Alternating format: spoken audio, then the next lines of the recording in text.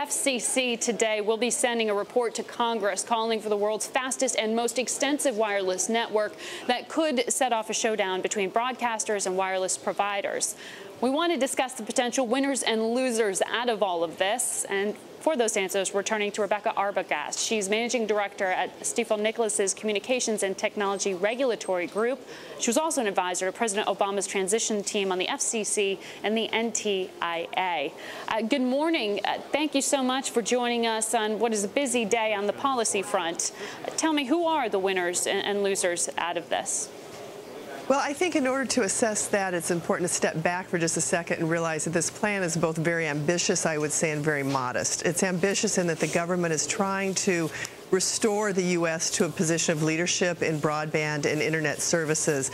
Basically, a little bit of industrial policy making, saying if today interstate internet and broadband services are X% of the GDP, they would like it to be 5X or 10X of that in the next 10 years. So what they're hoping to do is that everybody will be a winner, that by getting more of us to do more things over more broadband, that will help the cable companies, the Bell companies in having demand for their services that will give them more revenue.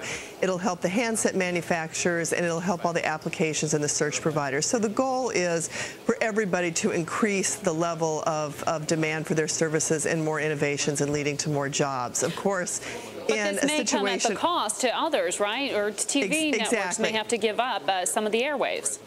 And so some of the companies or industries that see themselves at some risk are the broadcasters, because one of the proposals is to set up a system where the broadcasters can voluntarily give up their spectrum, but in return for a share of the auction proceeds that would come from that spectrum, which have been estimated to be above $60 billion in total.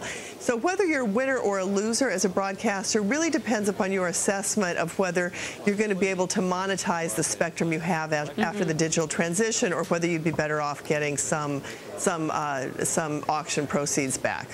Well, tell me about some of the telecom companies, the broadband providers, the AT&T, the Verizon Wireless of the world. I mean, does this put them on an even playing field?